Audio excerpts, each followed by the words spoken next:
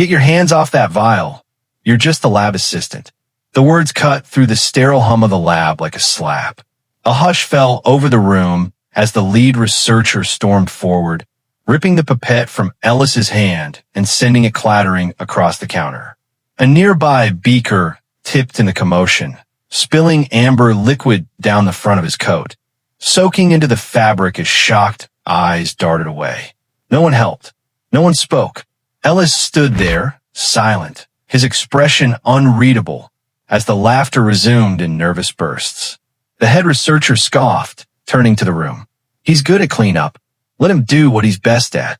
But no one in that lab knew what Ellis Monroe had really done. Not yet. Not until the world found out the cure they were celebrating didn't belong to them, but to the man they just humiliated. He walked the same corridor every morning, past the rows of temperature-controlled labs and into the storage wing, where broken equipment, expired samples, and forgotten prototypes lined the shelves like discarded memories. His ID badge blinked green as he scanned in. Not that anyone noticed. Most saw him as an extra pair of hands, the guy who restocked pipette tips and swept up spills no one else wanted to deal with. His name, Dr. Ellis Monroe, didn't appear on any office door. Instead, a locker down in the basement level held his personal effects, wedged between a maintenance cart and a mop sink. But Ellis never flinched. He clocked in early, took lunch alone, and worked after hours under the whir of old lab fans. And while others dismissed him as just the assistant, he carried something none of them ever thought to ask about. A stack of research notes bound tight in his backpack, never out of reach, never shared. The building smelled of cold metal and ethanol. Today, like most days, he was called to clean up after a failed batch of cell cultures on level 3. It wasn't his job. Not officially. But Dr. Kellerman had barked down the hall that Monroe likes cleaning. Let him handle it. So he did. He moved methodically, gloves tight, head low, his movements deliberate but quiet. No one greeted him. No one offered help. The postdocs laughed over coffee while the head researchers buzzed about an upcoming press conference. The company was set to unveil a potential breakthrough in autoimmune therapy. Ellis knew the compound they derived. He recognized the chemical signature. After all, he'd been the one who discovered the anomaly 8 months ago, during a quiet night, alone, running assays on immune response markers. But when he brought it to Dr. Kellerman's attention, it was waved off as a fluke, a miscalibration, something above your level. He documented it anyway, run simulations, written pages of theory, none of which ever made it past his own desk drawer. Back then, Ellis had a future that looked very different. He wasn't supposed to be invisible. As a boy, he'd stood wide-eyed in his grandmother's garage, dismantling transistor radios and reassembling them into makeshift intercoms. His gift was obvious. By 14, he'd built a rudimentary microscope using foam lenses and solder scraps. At 17, he earned a full ride to Caltech. By 25, he presented at 2 international conferences, hailed as a promising voice in immunogenetics. But things changed. At first, it was subtle. His name left off group emails, missing from the citation page. Then it was meetings rescheduled without notice. And soon the glances, the way people looked past him, or over him, or through him, until he was just a shadow on the floor. Even when he joined Halverson Biotech under a diversity hiring initiative, the role was quietly reworded from researcher to lab support. And with that, his name disappeared from the whiteboards, replaced only by polite nods and veiled instructions. Still, Ellis kept building. At night, he reconstructed a protein model in secret, refining the sequence he believed could trigger self-corrective immune pathways. His apartment was stacked with sketches, notebooks, and time-lapse videos of cell reactions. He wasn't chasing fame. He was chasing a promise. A promise he made 5 years ago, holding his sister's hand as she slipped away from lupus complications that no treatment could slow. She'd looked at him, lips dry, eyes dulled by medication, and whispered, "Don't let this be the end of me." He didn't. He wouldn't. Every formula, every late-night test, every failed attempt was a response to that moment, and to every door that had quietly closed in his face. He never expected a plaque, but he did expect fairness, or, at the very least, the decency of acknowledgement. So when he saw the internal memo, circulated with fanfare, announcing a historic discovery by Dr. Kellerman and his team, it wasn't just betrayal. It was theft. Word for word, compound by compound. They had lifted his design, repackaged it, and stamped their names on it. Ellis didn't cry. He didn't rage. He just stood under the flickering light of the break room, holding the memo like it was a death certificate. But in that stillness, something shifted. He realized this wasn't just another bruise to carry. It was an opportunity, not for revenge, but for truth. And so, quietly, carefully, he began to prepare, not with threats or confrontation, but with evidence, documentation, replication. He knew they had media coverage, but he had the timestamps. They had press kits, but he had the notebooks. What no one at Halverson Biotech realized was that Ellis hadn't been aimlessly collecting data for nothing. He'd registered his work through a legal proxy months before they ever caught wind of the immune pattern. The patent was pending under a different name. The funding for his prototype trials had already been secured anonymously by a nonprofit he founded off the radar. He played small because the system left him no other option. But now, every overlooked detail, every slur and dismissal had forged the armor he needed. And with the cure they thought they owned set to launch at next week's gala, the timing couldn't be more perfect. He didn't need to scream to be heard. All he had to do was show up, with proof in hand. The conference room buzzed with energy. A glossy digital screen pulsed with molecular diagrams, while camera crews positioned themselves near the front. At the center stood Dr. Kellerman, white coat pristine, voice booming as he walked the room through the breakthrough. Behind him, two junior researchers clicked through a slideshow of timelines, graphs, and test results. The press had been invited early. Board members flown in. Even the biotech firm's president made a rare appearance, seated quietly in the second row with folded arms and a forced smile. Ellis sat near the back, half shadowed by a pillar. His name hadn't been on the invite list.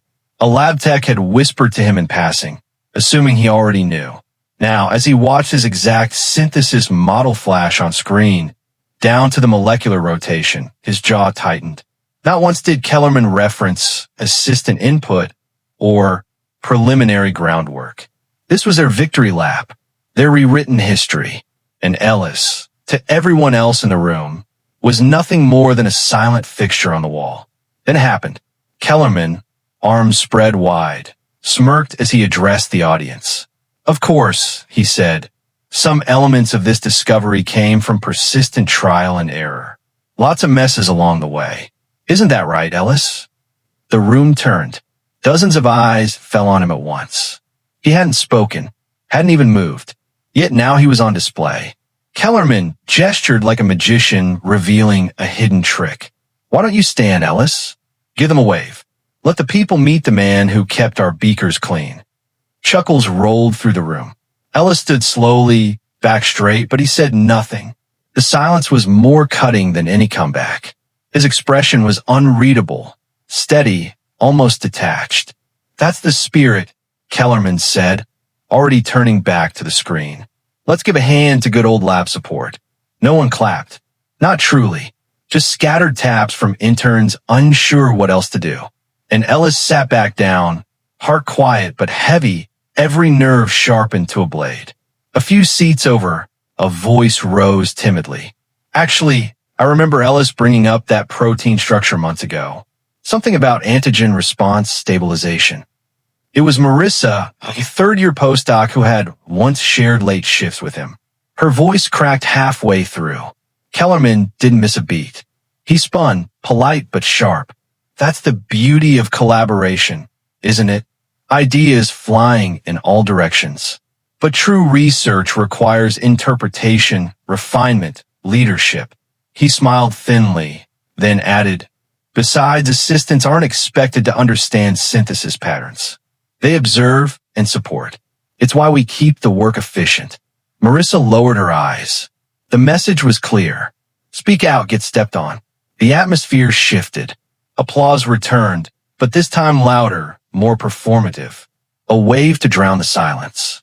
And Ellis, still silent, realized the game was deeper than a mission. It was orchestration. They weren't just taking credit. They were cementing a narrative, one where he never existed. The following morning, his login access failed. His ID badge beeped red at the level 3 security door.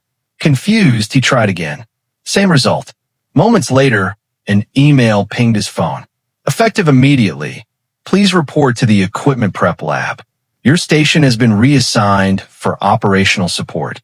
No explanation. No reasoning. Just a line at the end. Questions can be directed to HR. The equipment prep lab was code for exile. It meant backroom tasks, inventory, calibration, sterilization. No lab data, no trials, no eyes on anything sensitive. Ellis stood for a long minute, badge in hand, then walked calmly down the hall. Not a single colleague stopped him, not even to ask what happened. The hallways had eyes, but no voice. When he reached the prep lab, a cardboard box sat waiting for him, already labeled with his name. Inside, gloves, goggles, a clipboard, and a folded copy of the press release tucked like a trophy. Ellis didn't react, not outwardly. But that afternoon, he logged into an archive drive stored locally in the microscope bay. It was one most had forgotten even existed. Navigating past the older versions of project files, he pulled up the protein synthesis logs, versioned and time-stamped. There it was, his original naming conventions, the compound ratios, even the notes about cell differentiation curves that had once been mocked as overcomplicated. But something was wrong. The author tags had been changed, his metadata removed. Instead, each entry now bore Kellerman's ID, retroactively stamped with updated timestamps to bury the trail. It was elegant, clean, tamper-proof to the untrained eye. Ellis sat back, screen light flickering across his face. For a brief moment, a tightness formed behind his eyes, not because of what they'd done, but because of how thoroughly they planned it. He didn't speak to anyone the rest of the day.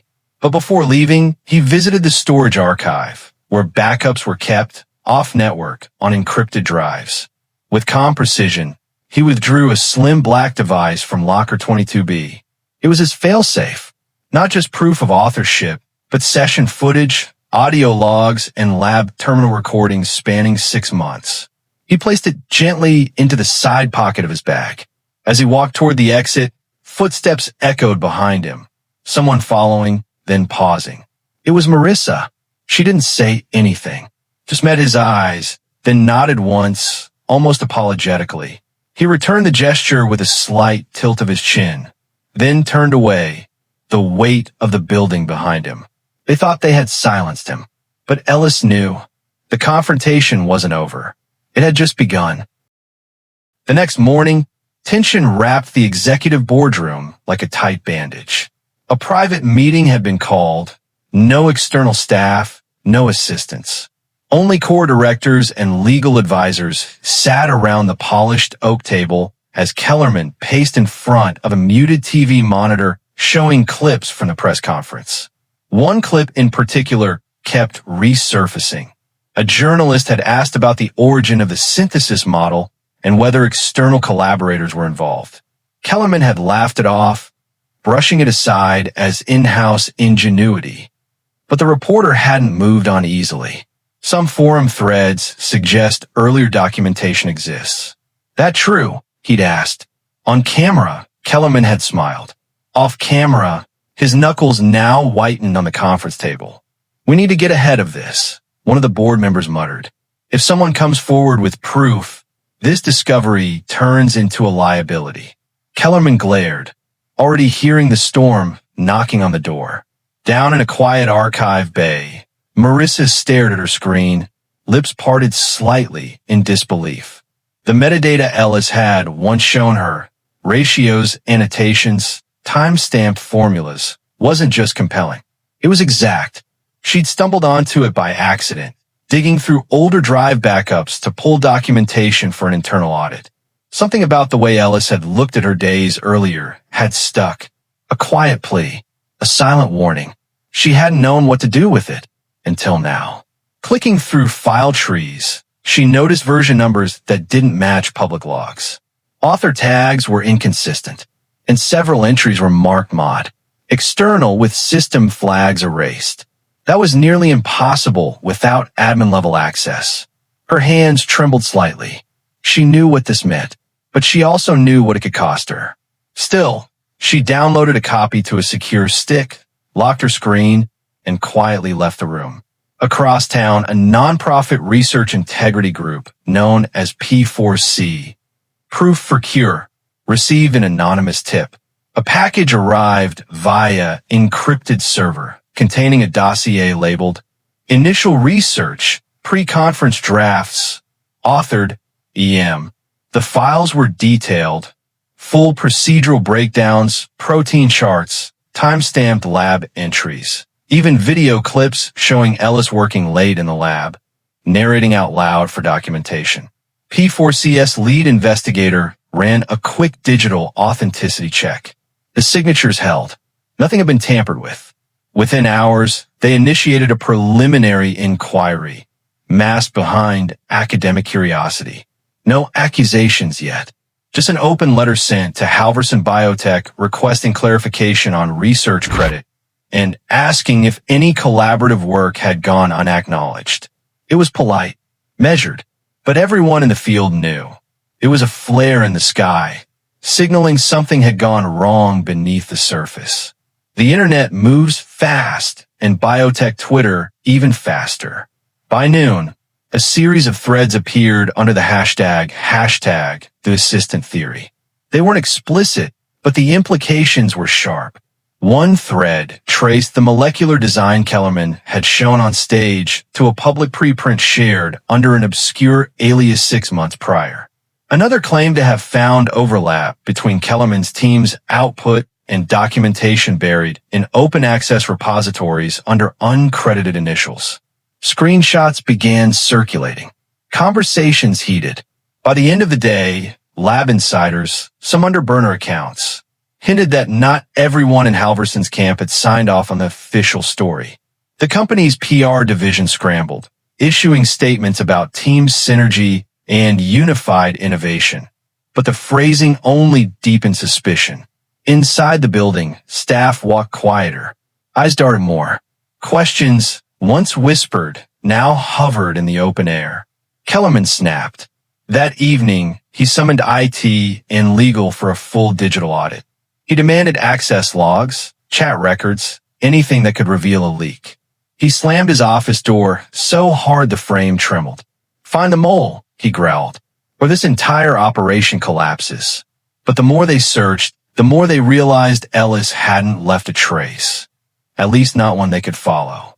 His digital footprint was clean. Messages minimal. Access to restricted files blocked months ago.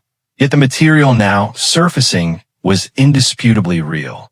Kellerman leaned over his desk, staring at a pause screen showing a social thread, quoting one of his own phrases. Only the post ended with, "But he wasn't even in the room when it was born." Below it, someone had replied simply, "Then how does his name sit on every early draft?" The likes climbed fast, and Kellerman's hand twitched, slamming his laptop shut with a fury he couldn't contain. Miles away, in a dim-lit co-working space he used for off-the-grid research, Ellis sat alone with a tablet in hand. The device chimed gently. A secure verification alert appeared. Document verified, timestamp matched, ID, EM_P4C_0218. He didn't smile, didn't move, just watched as the notification faded into the background and a quiet confirmation took its place. Under review for formal disclosure. Outside the window, rain began to fall, tapping rhythmically against the glass. He reached into his bag, pulled out a second envelope, this one bearing a seal from an International Medical Ethics Commission, and placed it beside the tablet. No one had seen him walk into the building. No one had followed. And yet, in that moment, Ellis knew they were already watching. Not the press, not the board, the world. And soon, they wouldn't be able to look away. The auditorium glowed beneath soft golden lights, every seat filled with polished shoes, pressed suits, and curious eyes. Banners bearing the Halverson Biotech logo draped across the stage, flanked by two screens already rotating through slides of the company's latest innovation. A live-string quartet hummed softly in the background, adding an air of elegance to what was touted as the medical breakthrough of the decade. Reporters filled the side aisles, camera lenses trained toward the front. Rows of interns and staff lined the standing room along the walls, murmuring with restrained excitement. This was the moment Halverson would shine, cementing its name in global biomedical history. And at the center of it all, poised behind the podium in a perfectly tailored charcoal suit, stood Dr. Kellerman. The applause that greeted him was thunderous, nearly theatrical. But behind the pageantry, a quiet tension pulsed, barely noticeable like a hairline crack in glass just waiting to spread. Kellerman's voice carried with practiced ease. He spoke of innovation, of sacrifice, of tireless pursuit in the face of biological uncertainty. He thanked his colleagues, his leadership team, and most of all, the bright young minds who turned late-night ideas into daylight solutions. No names, just phrases, vague and tidy. On the screen behind him, the immune compound model spun in a gentle loop, impressive to the layman, painfully familiar to one man watching from the very back of the room. Ellis sat still, wearing a charcoal gray jacket over a dark collared shirt, his face expressionless. No press pass, no entourage, just a lanyard clipped with a guest badge, one he'd received through a name that wasn't his own. He didn't take photos. He didn't record. He just watched. Quiet, steady, waiting. The last line of Kellerman's speech rang out. Science, when done right, transcends ego. It uplifts humanity. The crowd applauded again, but not all of them smiled. The floor opened for media questions. Hands shot up. A moderator pointed toward a veteran science journalist seated in the second row. Dr. Kellerman, she began, some independent organizations have raised concerns about data origin. They cite earlier timestamps and documentation tied to a different contributor. Would you like to comment on that? Kellerman's smile faltered, only for a second. Our research has always been a collaborative effort, he said smoothly. Of course, discoveries evolve through many hands, but the core development rests with the team behind me. Murmurs stirred.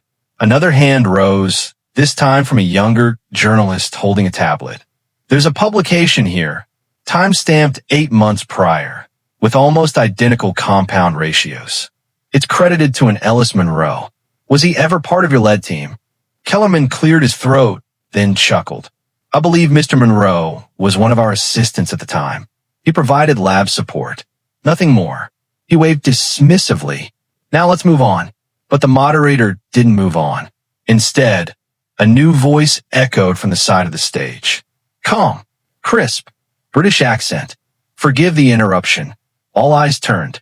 A woman stepped forward in a navy blazer, a silver badge gleaming on her lapel. My name is Dr. Amina Rowe, representing the International Medical Ethics Commission. We've recently concluded an expedited verification process following a submission from the nonprofit group P4C. Kellerman stiffened. The screens behind him froze mid-animation. We have reviewed time-stamped documentation, digital signatures, video logs, and patent registration data, Dr. Rowe continued. All evidence points conclusively to the original conceptual and experimental work being conducted solely by Dr. Ellis Monroe, prior to any group involvement or knowledge by Halverson Biotech. A ripple moved through the crowd like an invisible tremor. Dr. Rowe raised a tablet. Furthermore, the patent for the core compound was filed 6 months before your internal testing began, under a private foundation now linked to Dr. Monroe. Silence thickened the air. Kellerman opened his mouth, but no sound came out. His face drained of color. Behind him, the junior researchers exchanged glances. One quietly stepped off stage. Reporters began to murmur. Not quietly this time. Questions were fired out, unmoderated. Did you know about this? Was there an internal cover-up? Will Halverson retract its claim? Kellerman raised his hands. This is slander. Misattribution. We developed this internally. But no one was listening. Dr. Rowe held up a hand. We are not here to accuse. We are here to present truth. Our role is verification, not vengeance. The documents we received speak for themselves. The screens behind them now displayed side-by-side slides. One labeled Monroe, original model. The other Halverson, public launch. They were identical, down to the annotation typos. No one spoke. No one needed to. The evidence, now public, could no longer be ignored. From the back of the room, Ellis stood. Heads turned slowly as he walked forward. Not fast, not dramatic. Just purposeful. His face calm, his steps measured.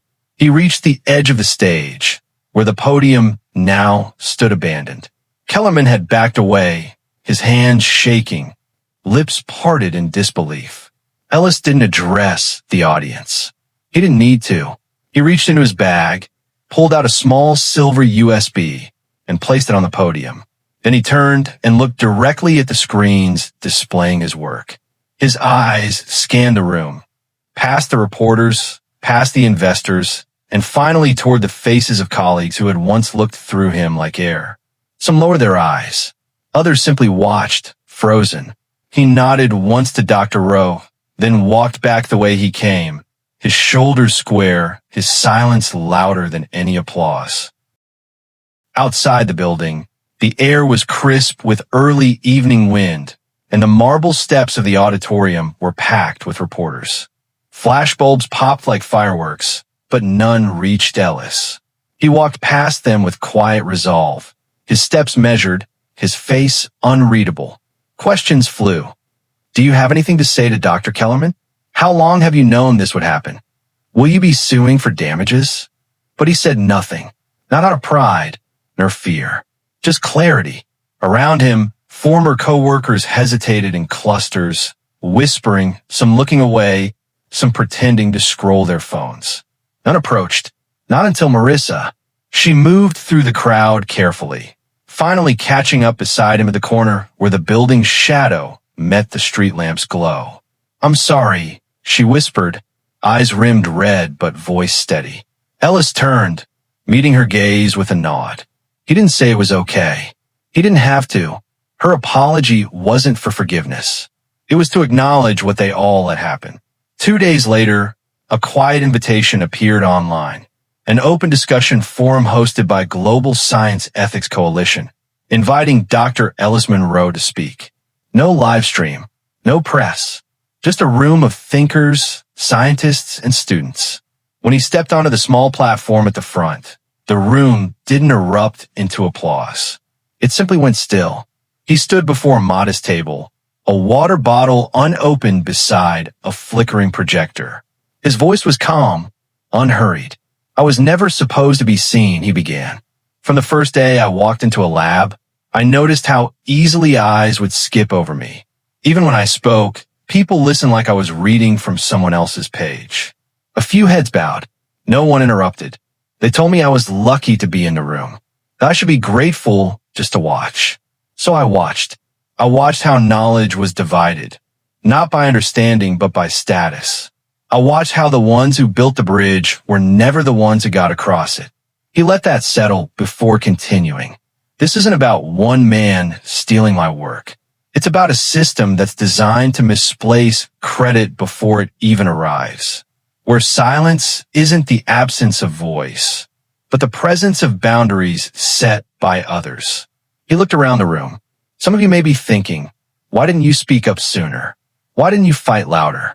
Because when you're trained to expect doubt, you learn to prepare proof before speech. And even then, the burden never feels shared.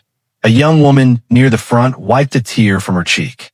Ellis paused, then said, I didn't come here to recount injustice. I came here to say, it doesn't end in bitterness. It ends in building something better.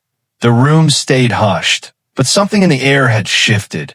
An undercurrent of respect, not demanded, but quietly earned. A question came during the closing. Now that the world knows, what do you want most? Ellis thought for a moment, then answered plainly. Not titles, not revenge. What I want is for no one to ever feel like they have to disappear in order to do real work.